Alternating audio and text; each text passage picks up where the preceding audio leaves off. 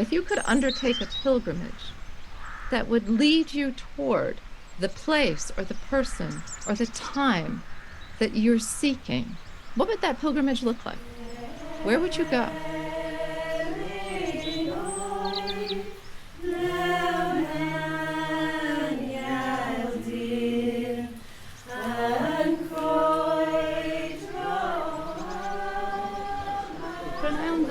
Good afternoon.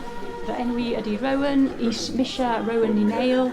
I'm Rowan, and the next song is the inspiration for a project called Pererin Wyf, is Oilithreach Mé, I am a pilgrim, responding to the creation of a new pilgrimage route between St David's in Pembrokeshire and Ferns in Wexford.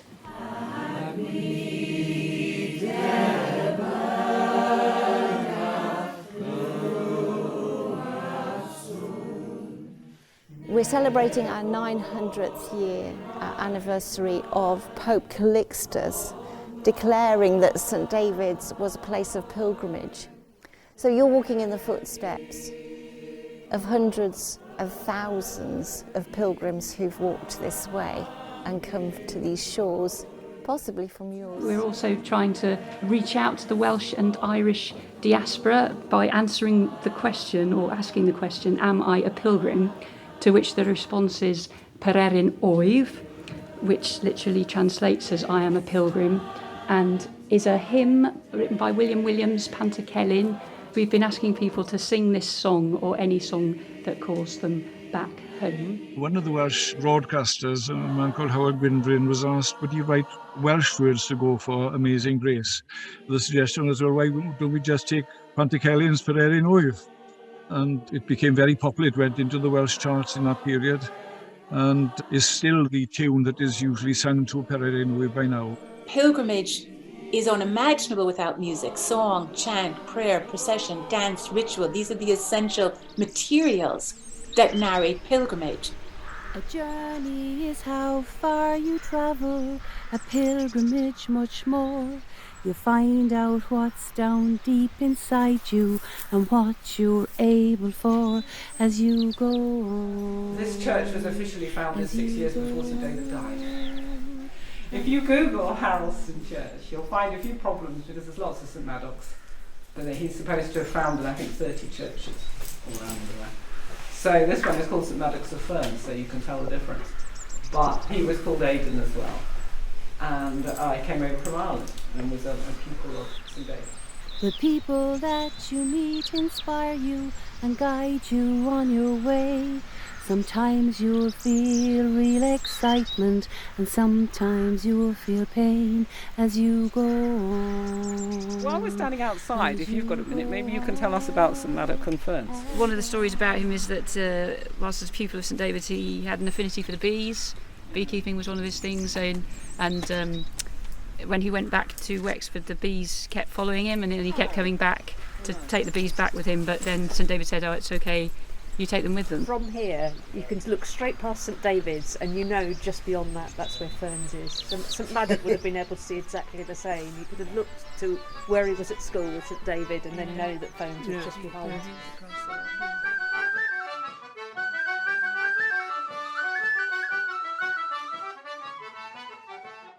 I'm one of 5 girls, and we all grew up in the Bronx in New York City.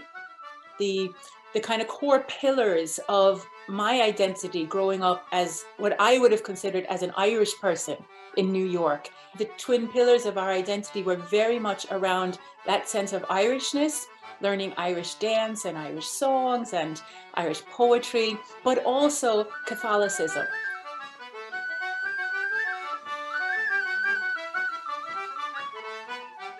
When I think back to that time growing up in the Bronx, and I think of those 2 pillars of my identity, how do migrant communities, diaspora communities, like my own family's community, negotiate their identities? And what role does music and singing play in that? Of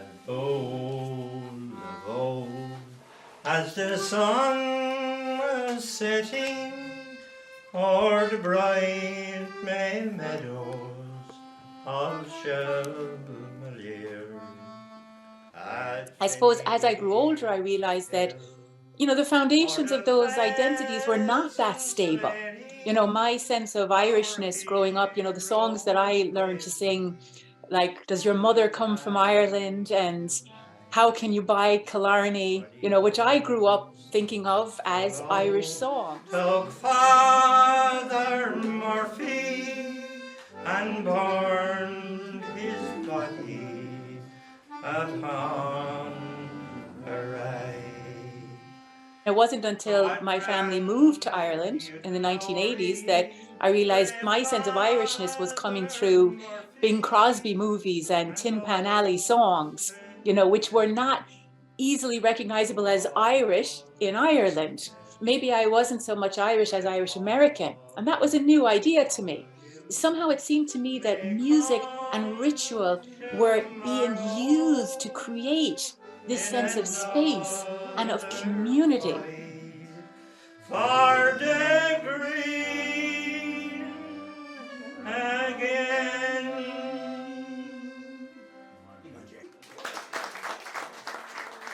Along the world I go.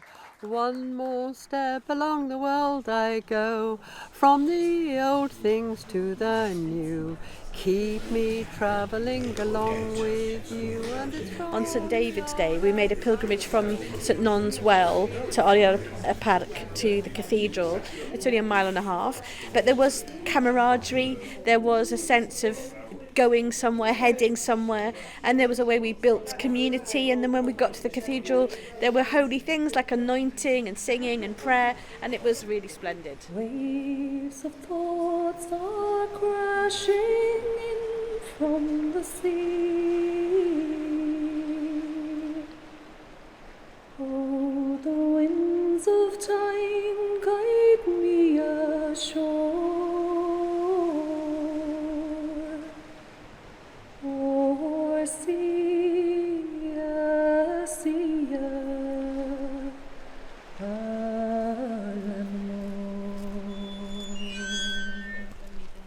Good gate. It's beautiful. One of the rarest, you know, where we have lots of the shrines of Mary around the place. This is very few and far between here. There would be a well here then. Nobody wants to take the waters, but Yeah, I was never taught to bring my bottle. Although, funny story, I did that recently and brought the water back, and then as we were continuing to drive on, I got thirsty. And I just reached into the door and drank the biggest gulp because I was so thirsty off the water. Well, I wasn't sick and I've been feeling great since. So maybe you were directed to drink it. Yes. Yeah. I'm going to go down the steps and put a handful on my bad knee. Yes, absolutely. And see what will it do. Well, just take it easy on Don't down do there. another knee in now on the way down. Well, the only thing about it, I have two. There's other yokes only have one. Look at all the lovely money going to waste in there. Oh, my soul will dry, but I will ne'er thirst more. Or see ya, Ireland more.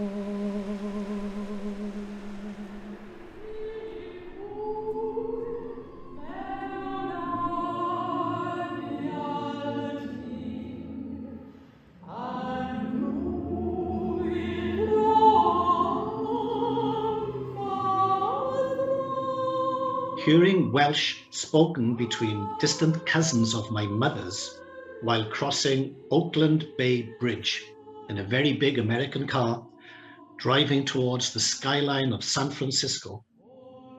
Hearing Welsh under these circumstances was a moment of magical epiphany.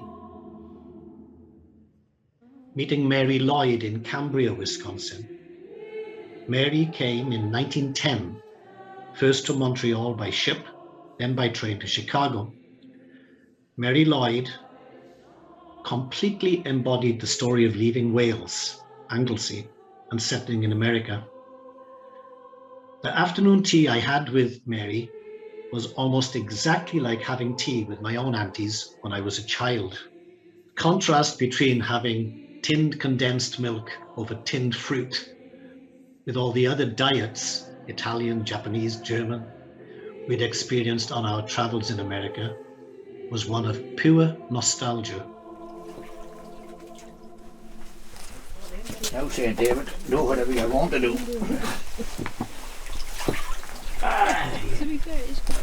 Won't do it any harm anyway, that's for sure.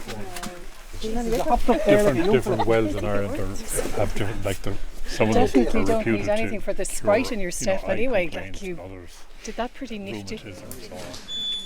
Farewell to Barky's lovely bowers, my father's own estate, and farewell unto its lofty towers, my own ancestral say.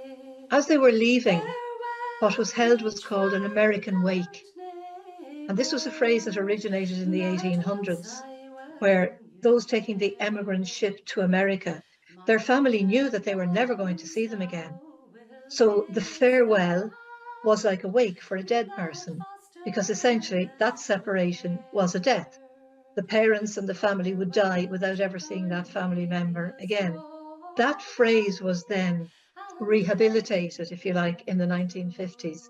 But those who left, an American wake was held for them if they were going to the United States.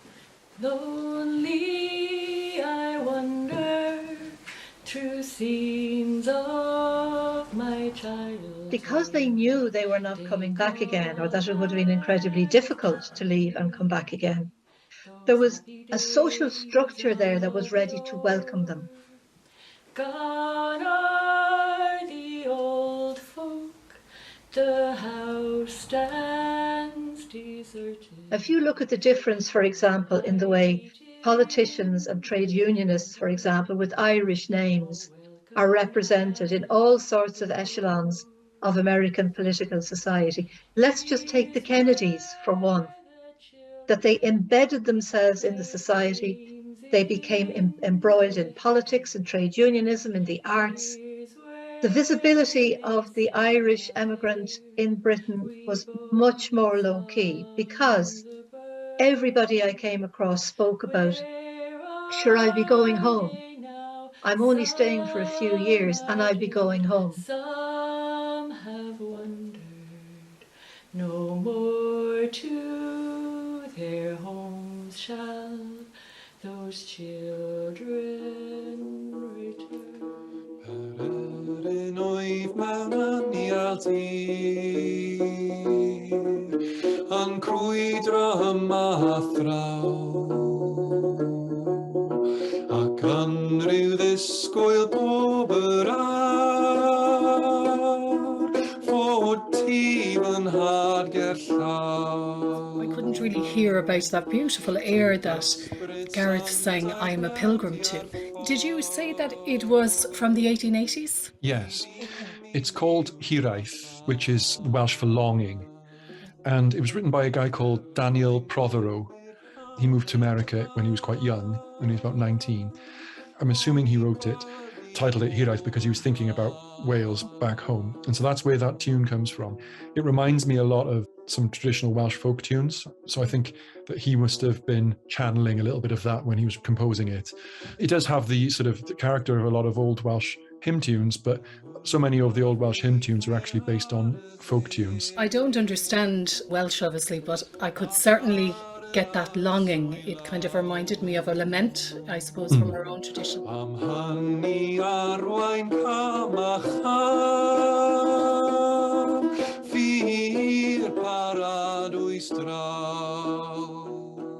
I do believe that the idea of Hiraeth is the kernel inside almost every pilgrimage. Pilgrimages of the feet, pilgrimages of the mind, pilgrimages of the page, all kinds.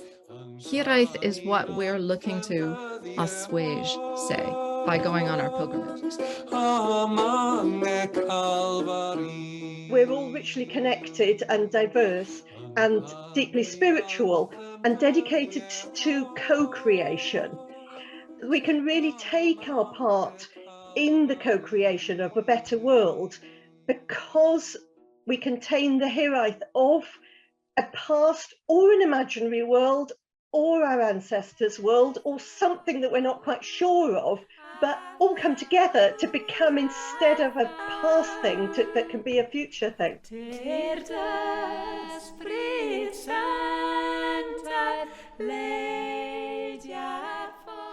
Gillian Clark is the former national poet of Wales. She once told me I needed to learn the word Cynefin.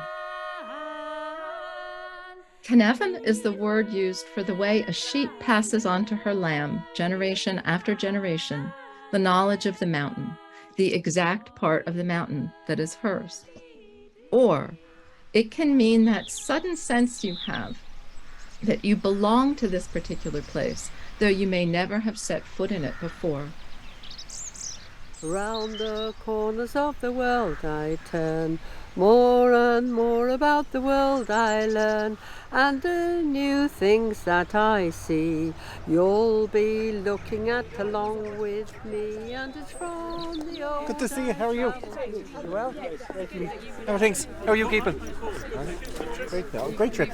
Really enjoyable. Great time. Great. It was lovely. The boat over the ferry over was just fantastic. Great to meet you. No, it's great to see you all. Welcome to the Cathedral Church of St David. That's lovely. Lovely to see you. You too. Right, follow me then. So find that space that will ignite you and travel deep inside. The pathways that will bring you wisdom and brighten up your mind, and you'll go on.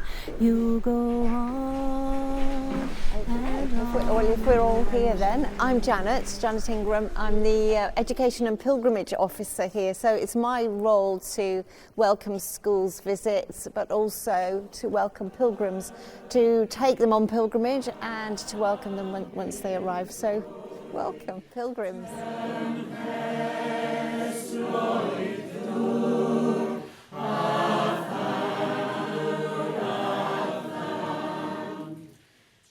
This project has sought an answer to the question, am I a pilgrim? In words derived from the hymn writer William Williams and his hymn Pererin Wyf, the affirmative statement, I am a pilgrim. The first verse, Pererin Wyf mewn anial dir, yn crwydro yma a thraw, ac yn rhyw ddisgwyl bob yn awr, bod ti fy nhad ger llaw. I am a pilgrim in a barren land, in a desert land, walking here and there, half expecting at some hour that my Father's house is at hand.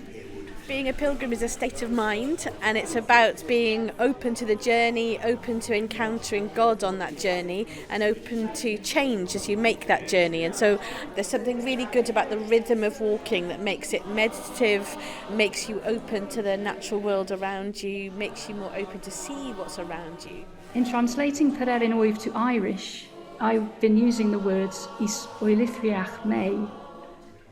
A more poetic translation, I have been informed, whether Welsh or Irish, would be Is Dore de Mé.